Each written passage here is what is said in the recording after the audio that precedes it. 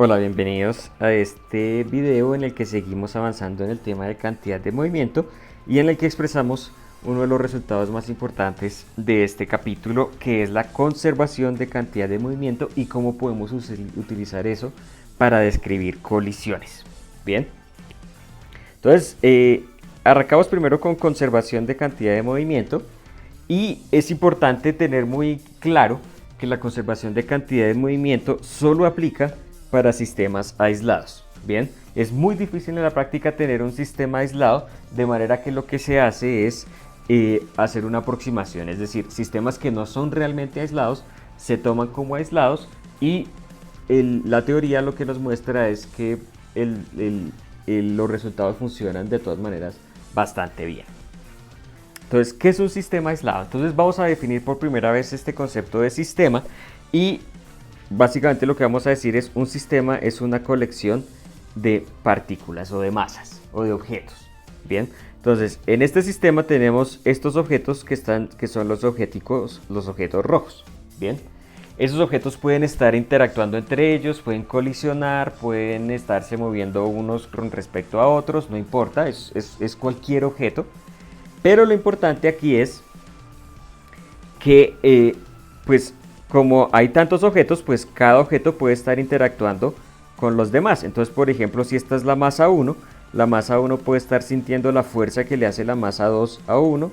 También puede estar sintiendo la fuerza que le hace 3 a 1, la fuerza que le hace 4 a 1 y pues las demás fuerzas, que son las demás fuerzas que les hagan las demás objetos. Bien.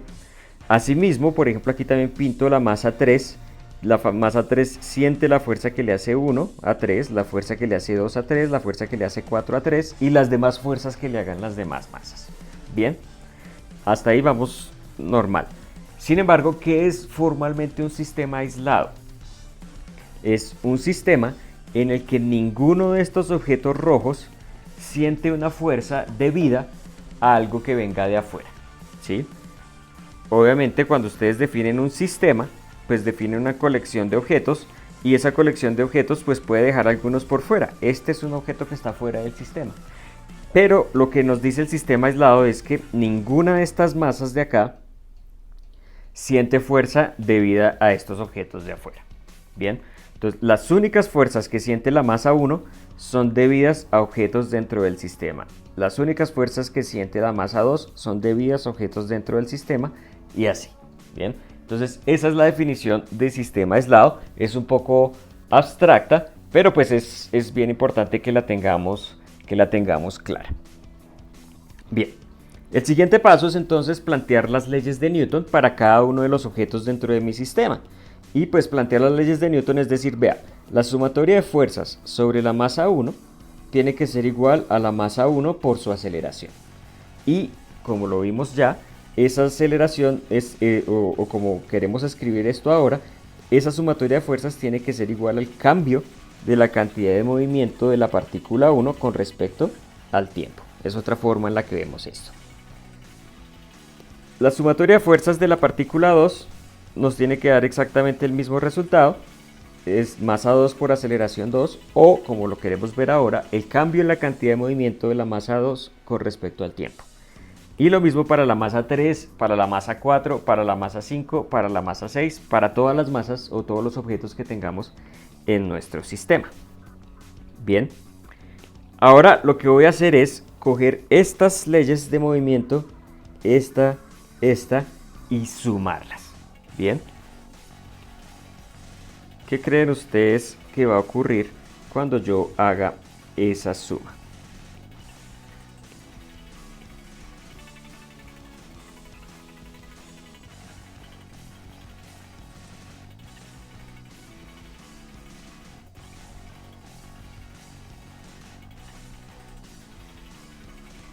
¿Ya lo pensaron?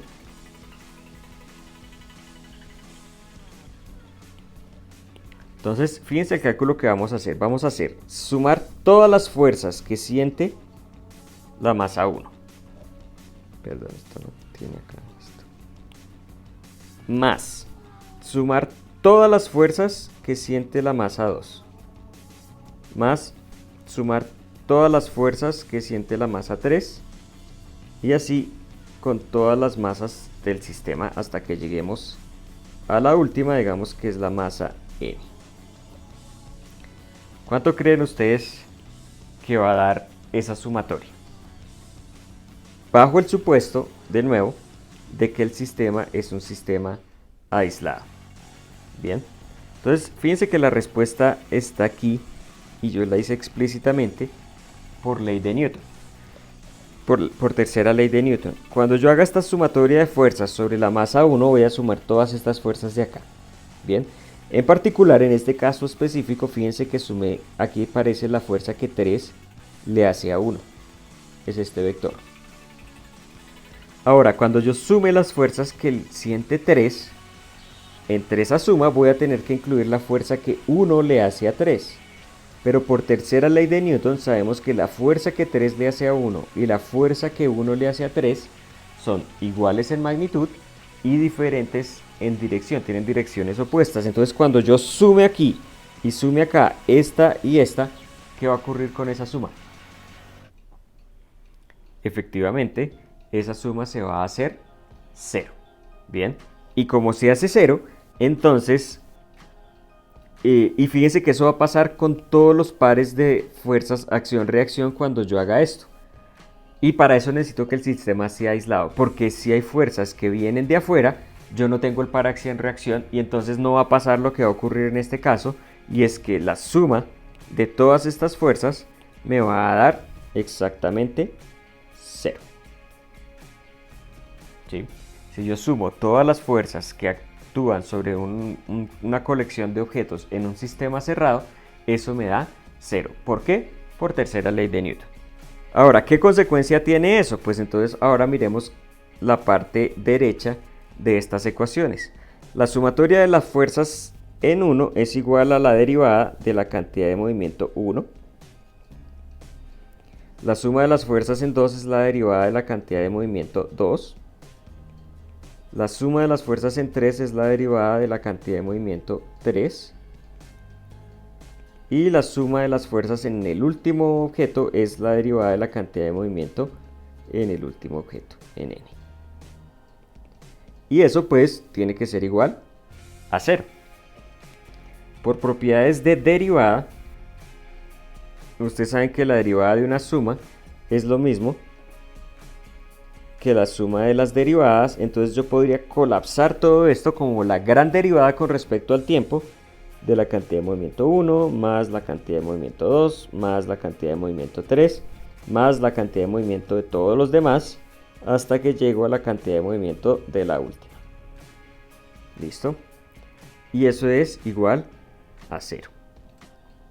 Pensemos por un instante qué nombre le podríamos dar a esta suma. Cantidad de movimiento 1 más cantidad de movimiento 2 más cantidad de movimiento 3 más cantidad de movimiento n. Pues es la suma, es la cantidad de movimiento de cada objeto y los estoy sumando. Pues entonces vamos a definir la cantidad de movimiento total del sistema.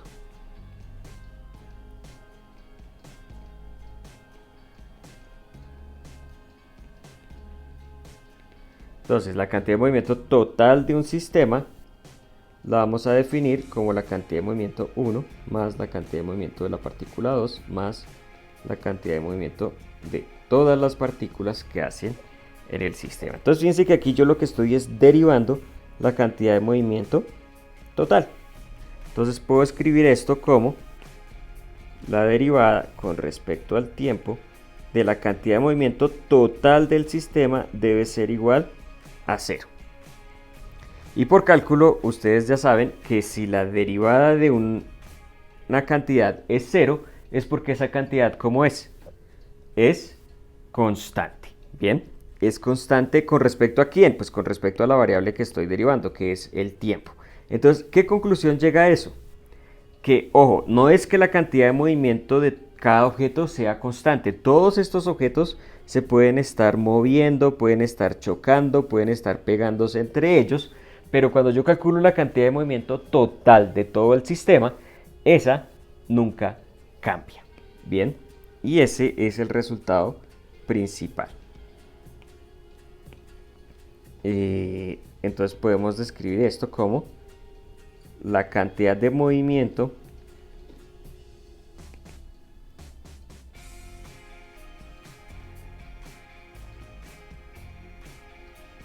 en un sistema aislado, de nuevo, ¿qué significa sistema aislado? Que no interactúa con nada afuera. La cantidad de movimiento en un sistema aislado es siempre constante. ¿Listo? No cambia con el tiempo.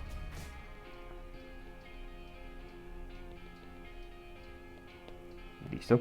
Entonces, ojo, eso no nos está diciendo tampoco que la cantidad de movimiento sea cero. La cantidad de movimiento tiene algún valor que es el valor inicial que tenga de acuerdo a la configuración del sistema, pero lo que nos dice esto es que esa cantidad de movimiento no puede cambiar en el tiempo. Y esa es una ley de conservación tan importante como la ley de conservación de la energía, que aplica, eso sí, solamente para sistemas aislados. Y nosotros pues la vamos a utilizar mucho para hablar de choques, como este que presentamos aquí. Bien, fíjense que este es el choque entre dos masas de 2 kilogramos y 5 kilogramos que se dirigen hacia ellas a 3 metros sobre segundo y 1 metro sobre segundo respectivamente, y del cual nos dicen que después del choque la masa B, la de 5 kilogramos, termina con 1 metro sobre segundo. Bien, entonces, ¿qué nos vamos a preguntar? Nos vamos a preguntar con qué velocidad termina la masa A después del choque. Bien, y para hacerlo vamos a hacer simplemente conservación de cantidad de movimiento. Entonces, fíjense que estamos haciendo varias aproximaciones. Como estamos diciendo que la cantidad de movimiento se conserva, entonces quiere decir que estamos suponiendo que estas dos masas constituyen entre ellas un sistema aislado. Bien, eso quiere decir que estamos despreciando el efecto de todas las demás fuerzas que sobre estas dos masas actúan. Por ejemplo, la normal, el peso, la fricción y todas esas cosas. Bien, ahora, despreciar la normal y el peso pues tiene sentido porque la normal y el peso normalmente se cancelan, entonces pues ahí no pasa nada. Pero lo que sí estamos despreciando en este caso es la fuerza de fricción. Bien, si en algún problema la fuerza de fricción es importante, de todas maneras la teoría que vamos a hacer vale muy bien para el momento justo del choque, no para este movimiento antes del choque, porque este movimiento del choque va a estar bien influenciado por la fricción, ahí va a aportar, pero justo en el momento del choque, como les decía, las fuerzas de choque normalmente van a ser mucho más grandes que las fuerzas externas, entonces ahí sí va a tener cierta validez esta teoría. Pero por ahora supongamos que no hay fricción. Bien, entonces, ¿cómo hacemos esto? Pues básicamente lo que vamos a aplicar es que la cantidad de movimiento total inicial y la cantidad de movimiento total final del sistema deben ser iguales. ¿Listo? Entonces calculemos. Primero lo voy a hacer con letricas y después lo hacemos con números simplemente para familiarizarnos con la notación. Entonces, la cantidad de movimiento total inicial del sistema debe ser igual a ¿qué? Pues a la masa de A por la velocidad de A inicial más la masa de B por la velocidad de B inicial. Bien, fíjense que aquí lo que estamos haciendo es la suma de la cantidad de movimiento de A y la cantidad de movimiento de B. Solamente tenemos dos objetos en este sistema, entonces solamente hay dos componentes. Ahora, la cantidad de movimiento total final, ¿cómo va a ser? Pues la masa de A por la velocidad de A final, que es la que me están preguntando, más la masa de B por la velocidad de B final. ¿Listo? Mucho ojo, estas son cantidades vectoriales, aquí las direcciones importan muchísimo. Bien, entonces, por ejemplo, démosle valores a esto. La masa de A son 2 kilogramos. Bien, vamos a definir el eje X positivo hacia allá en los dos casos, tiene que ser la misma definición. Entonces, masa de A 2 kilogramos por la velocidad inicial de A, que es la velocidad que tiene A antes del choque, es decir, 3 metros sobre segundo en I. Más la masa de B, que son 5 kilogramos, por la velocidad inicial de B, que es menos 1 metro sobre segundo en I. ¿Por qué ponemos el menos? Pues porque estamos moviéndonos en esta dirección y yo definí el X positivo hacia allá. Hacemos los cálculos. Hacemos los cálculos. Esto nos dan 6 kilogramos metros sobre segundo por un lado, menos 5 kilogramos metros sobre segundo por el otro. O sea que eso nos da, finalmente, pongámoslo acá, que la cantidad de movimiento total inicial del sistema es 1 kilogramo metro sobre segundo en I. ¿Listo? Y eso es lo que tenemos por un lado. Ahora vamos para el otro. La masa de A es 2 kilogramos, pero la velocidad final de A es la que no conocemos. Más la masa de B, que es 5 kilogramos, por la velocidad final de B, que es 1 metro sobre segundo en I, y esta vez es positivo porque va en la dirección del eje X positivo. Aquí yo no puedo hacer ningún cálculo porque tengo esta cantidad que no conozco, más 5 kilogramos en I. Bien, 5 kilogramos metros sobre segundo en I. Bien, listo. Ahora la conservación de cantidad de movimiento me dice que si yo desprecio las fuerzas externas, esta cantidad y esta cantidad deben ser iguales. Entonces, ¿cómo hacemos eso? Pues simplemente decimos que la cantidad de movimiento total inicial debe ser igual a la cantidad de movimiento total final. Eso quiere decir que 1 kilogramo metro sobre segundo en I debe ser igual a 2 kilogramos por la velocidad de A final más 5 kilogramos por I. Bien, 5 kilogramos metros sobre segundo en I. Despejamos la velocidad de A final y eso nos va a dar algo como 1 kilogramo metro sobre segundo menos 5 kilogramos metros sobre segundo dividido 2 kilogramos, y todo eso en I. Y pues ustedes estarán de acuerdo en el que el resultado de esa operación es menos 2 metros sobre segundo en I. Bien, entonces, ¿qué concluimos? Que la cajita A se devuelve también después de la colisión. Fíjense que eso no necesariamente es cierto, y se devuelve a una velocidad de 2 metros sobre segundo. Bien, ¿por qué sabemos que se devuelve? Por este signo que nos resultó acá, es negativa esa velocidad, de manera que se está devolviendo. ¿Listo? Y fíjense que nunca hablamos de fuerzas, nunca describimos bien cómo era la interacción entre esas dos cajas. No nos interesó, y a pesar de eso, aplicando simplemente leyes de conservación, podemos decir que podemos calcular cuánto vale la velocidad final en esa cajita. Por eso decimos que esto es un atajo a leyes de Newton que nos permite resolver problemas sin necesidad de hacer tantos cálculos. Muy bien. Un corolario al problema, o un problema adicional que yo les podría poner, es decir, vean, la colisión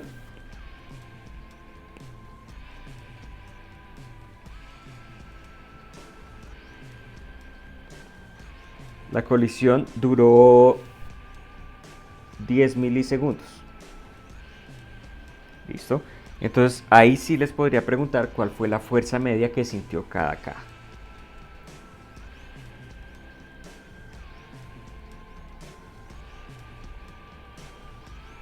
¿Listo? Y entonces aplicamos el concepto que ya sabemos. La fuerza media que siente cada caja es igual a su cambio en cantidad de movimiento sobre el tiempo de colisión. Bien, entonces hagamos ese cálculo para cada una de las cajas y vamos a ver qué ocurre. ¿Qué esperarían ustedes que ocurra? Entonces, para la caja A, ¿cuál es la cantidad de movimiento final? ¿Y cuál es la cantidad de movimiento inicial? Hagamos ese cálculo. Entonces, para la caja A, la cantidad de movimiento inicial es esta, 6 kilogramos metros sobre segundo, mientras que la cantidad de movimiento final es, vamos acá un poquito, es su masa, que es 2 kilogramos, por su velocidad final, que es menos 2. Entonces, ¿cómo nos va a quedar eso? La cantidad de movimiento final es menos 4 kilogramos metros sobre segundo en I, mientras que la cantidad de movimiento inicial es 6 kilogramos metros sobre segundo en I. Bien. Entonces, ¿cuánto vale la fuerza media? Para la caja A. Esto es la fuerza media que siente la caja A durante la colisión. Es igual a P final menos P inicial sobre el tiempo que dura la colisión. Eso nos da menos 4 kilogramos metros sobre segundo en I, que es la cantidad de movimiento final, menos 6 kilogramos metros sobre segundo en J, sobre el tiempo de colisión. Y finalmente lo que obtenemos es que la fuerza media es menos 1000 newtons en dirección I. Perdón. Esto acá es todo en dirección I. Bien. Y esa es la fuerza media que siente la caja, menos 1000 newton. ¿Por qué es una fuerza negativa? Pues porque efectivamente, si ustedes son la caja A en esta colisión, la fuerza que ustedes sienten va en dirección negativa. Bien. ¿Qué pasará si yo hago el mismo cálculo con la caja B? ¿Qué creen ustedes que debe dar eso? Pues miremos. Cantidad de movimiento final, cantidad de movimiento inicial para B. Entonces, para B, la cantidad de movimiento inicial es menos 5 kilogramos metros sobre segundo y la cantidad de movimiento final es 5 kilogramos metros sobre segundo. Entonces, eso como nos da final 5 kilogramos metros sobre segundo en I positivos, inicial menos 5 kilogramos metros sobre segundo en J positivos. Y la fuerza media para B es igual a P final menos P inicial sobre delta T. Eso es 5 kilogramos metros sobre segundo en I menos 5 kilogramos metros sobre segundo en I, y esto dividido 0,01 segundos, que es el tiempo que duró la colisión. Y pues efectivamente pasa lo que estábamos esperando que pasara. Por ley de acción y reacción, la fuerza que siente A en la colisión y la fuerza que siente B en la colisión son dos fuerzas que son iguales en magnitud, pero que tienen direcciones opuestas. De manera que cuando yo haga la suma total de las fuerzas que sienten todos los objetos dentro de ese sistema, pues eso me da 0, y es lo que efectivamente lleva a la conservación de cantidad de movimiento, que es pues obviamente el principio que utilizamos para calcular todas estas cosas. Muy bien.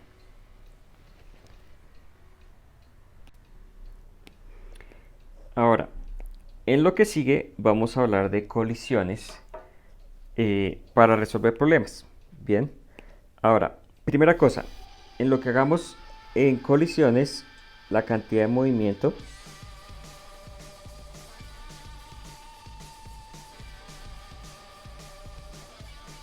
siempre se conserva. ¿Listo? Va a ser nuestra constante. En cualquier tipo de colisión vamos a suponer que la cantidad de movimiento siempre se conserva. Eso quiere decir que siempre vamos a despreciar las fuerzas externas y vamos a considerar nuestro sistema como un sistema aislado. Ahora, lo que nos identifica diferentes tipos de colisiones es lo que pasa con la energía cinética. Bien, volviendo otra vez al tema de trabajo y energía. Sí, la pregunta es, ¿qué pasa con la energía cinética? Y el hecho de que pase con la energía cinética nos va a decir entonces de qué tipo de colisión estamos hablando. El primer tipo de colisión vamos a llamarlo la colisión elástica.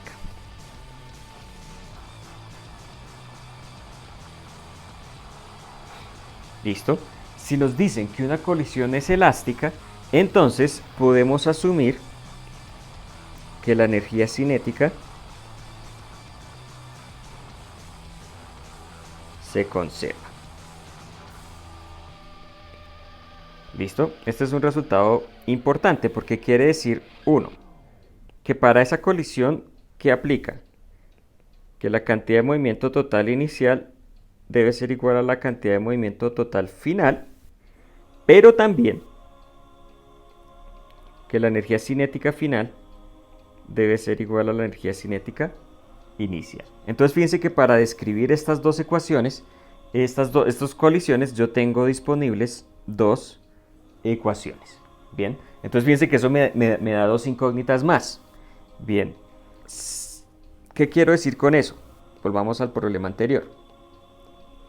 Si yo tengo este problema de aquí, si me dicen que esta colisión es elástica, yo debería ser capaz de encontrar la velocidad tanto de A como de B sin necesidad de que me den ninguna de las dos. ¿Por qué? Porque tengo dos ecuaciones. Puedo sacar dos incógnitas.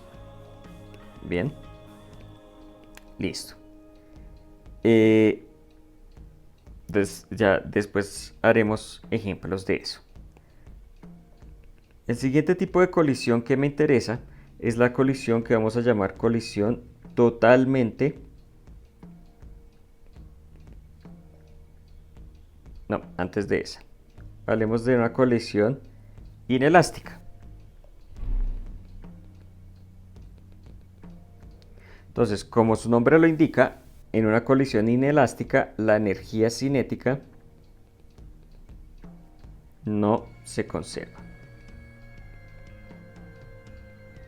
¿Listo? Entonces, este es el caso más general de colisión y como la energía cinética no se conserva, la única ecuación que yo tengo es efectivamente la de la cantidad de movimiento. ¿Sí? Es la conservación de cantidad de movimiento. No puedo utilizar conservación de energía porque no ocurre. Ahora, de energía cinética. Ahora uno se puede preguntar por qué la energía cinética no se conserva en una colisión. Y normalmente lo que ocurre es que si la energía cinética no se conserva es porque se tuvo que haber almacenado energía de otra manera. Entonces puede ser de varias formas. Uno, que se generó calor, ¿sí? Que de alguna manera en la colisión se gastó energía interna. Entonces imagínense, por ejemplo, en una explosión, si cuando los dos objetos chocan, algún objeto tiene algún material explosivo o algo así y explota, entonces claramente se va a liberar energía interna y se va a generar energía y que se va a convertir en energía cinética, y entonces vamos a encontrar que la energía cinética final da más grande que la inicial. O también que se almacena energía interna en términos de energía elástica, o que se almacena energía elástica. Entonces, en una colisión en la que los objetos que colisionan se deforman permanentemente, entonces hay también un cambio en energía cinética total. Ese es el caso como más general. Entonces, aquí yo solamente tengo una ecuación, de manera que esta colisión inelástica es una colisión como la que ya trabajamos. Esta colisión de este tipo es una colisión inelástica. Para resolver el problema yo solamente tuve a la mano conservación de cantidad de movimiento. Listo. Y la última que nos va a interesar es la colisión totalmente inelástica. ¿Listo? Este es el caso máximo de el caso más crítico de una colisión inelástica, y es que se da la máxima pérdida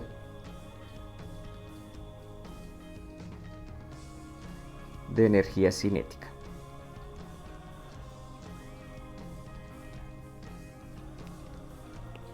¿Y qué significa eso? Pues que los objetos que colisionaron se quedan pegados.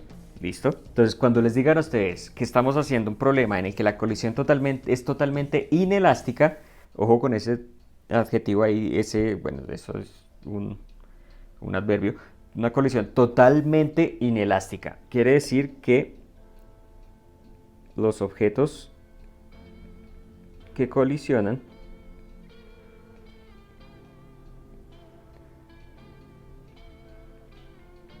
se pegan. ¿Listo? ¿Qué quiere decir eso? Pues que aparte de la conservación de cantidad de movimiento que siempre está, yo tengo una condición adicional que también me ayuda a resolver el problema, y es que la velocidad final de los objetos que están colisionando, supongamos aquí el caso general que hay 3 objetos colisionando, la velocidad final de A, la velocidad final de B y la velocidad final de C es la misma. ¿Por qué? Porque los 3 objetos se quedaron pegados y ahora se mueven como un conjunto. Entonces, conclusión, si en un problema me dicen que la colisión es elástica, yo utilizo cantidad de movimiento y utilizo conservación de energía cinética. La energía cinética antes y después del choque debe ser igual.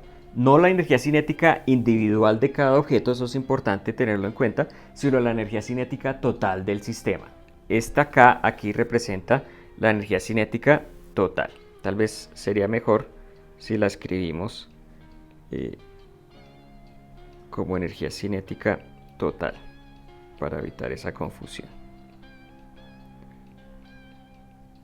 Entonces, la energía cinética total del sistema es la que se debe conservar.